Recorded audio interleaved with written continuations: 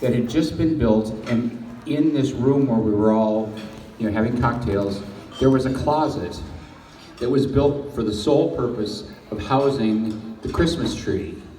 And so during the Christmas season, they would open the door and they would take the Christmas tree already decorated and bring it out.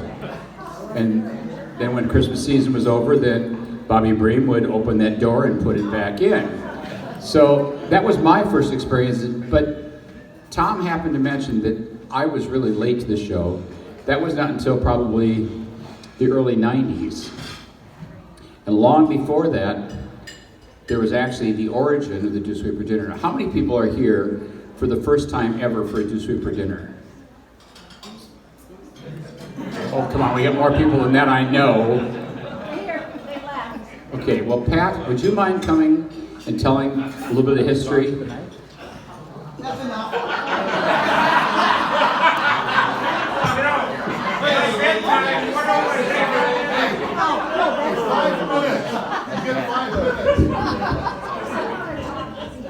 Jerry, this is just like an appellate argument, okay? Give me the 5-minute warning, okay?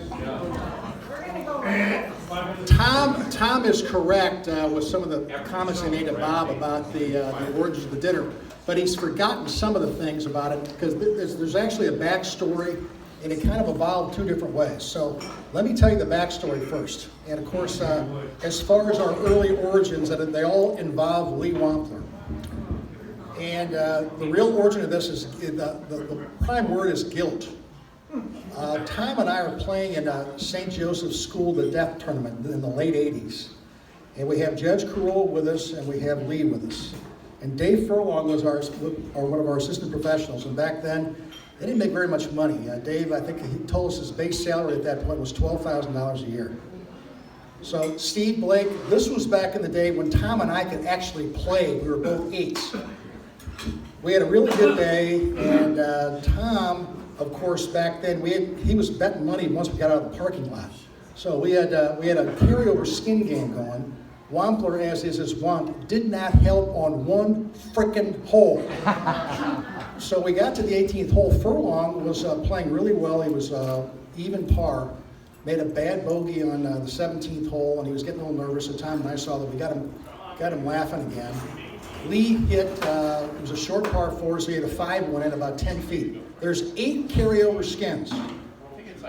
He gets a stroke there. He lags his putt, so he got the skin. Didn't give a crap about helping the team by making a net eagle. So we get in, and it turns out there's a 3-way tie for first place. We're one of the 3 teams. We lose in a scorecard playoff. Tom and I get a pair of golf shoes. The other 2 teams got sets of irons.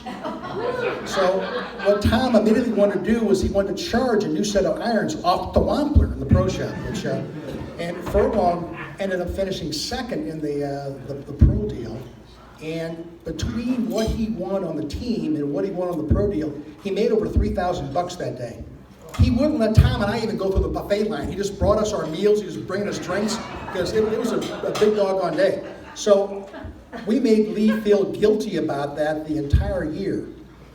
So when we would go to Florida, at that point in time, Wildcat Run, we'd be down there for a week and we'd be like the only guys there. So the economic impact on us on the Wildcat Run was about 15 grand that week. So they bent over backwards to help us.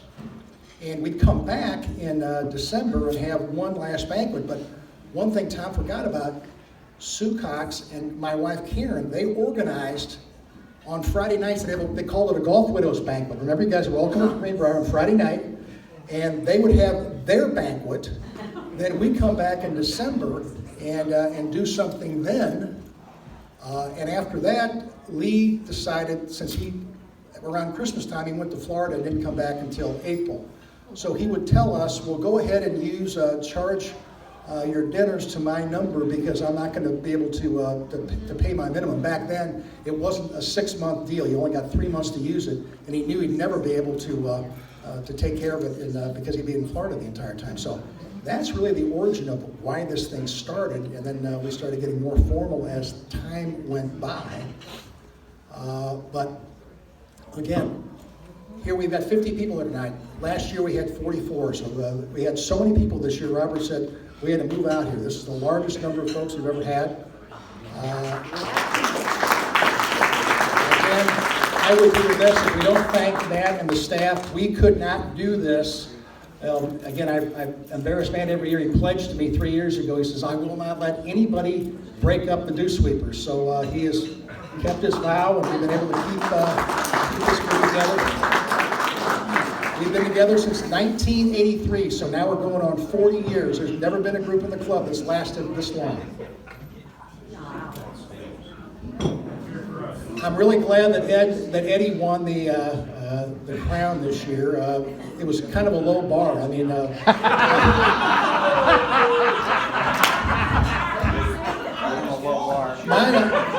my golf was terrible this year. I only had 2 highlights: getting a hole-in-one, which I didn't see. Thank God for Jerry Welsh, he's with me, and Blake, who was with me, and Jerry's caddy, who saw it go in the hole, but I didn't see it. But unlike some of Tom's shots, I didn't skank mine off a tree or off a bunker or whatever. It was actually hit solid right at the hole. And you don't have to be very good to get one, since he has 3. The second highlight of my year was Jerry and I got to play with Steve LaFara late in the fall. And I love the kid Steve. Blake and Steve are such great additions to our group, and I love the kid Steve. I said, look, Steve, when you get me as your partner, all you got to do is make change and ride the cart, because I'm taking care of everything for you. Well, he played absolutely phenomenal that day. He birdied. I'd never seen anybody birdie all 3 par 5s in one round. He birdied all 3 par 5s. He's 1 under par on the 18th tee. And Jerry looks at me, we're like watching a pitcher pitch a no-hitter. Says, you know where he is? I said, yeah, I know, he's 1 under. I'm not saying a word. So Steve had a good drive. He pushed his second shot a little bit, hit it in the bunker, hit a real aggressive bunker shot and got it above the hole and barely missed it. Shoots 71, but the real noteworthy thing was I made my first net birdie for the team on 17. He looks at me and says, well, you finally helped me along. Now, I love Steve. He's so much fun to play with, but his refrain is he comes in every week and he only tolerates playing with us on Sunday. He won't play with us on Saturday. He says, I can't win in this group. It's impossible. And Tom and I look at him and say, well, try playing better. The day he shot 71, he won $1. But he didn't get a skin, and he didn't get a greenie. And Steve, I want you to come up. I took up a collection. We've got a little something here for you to compensate you for all the losses you took this year. Come on up.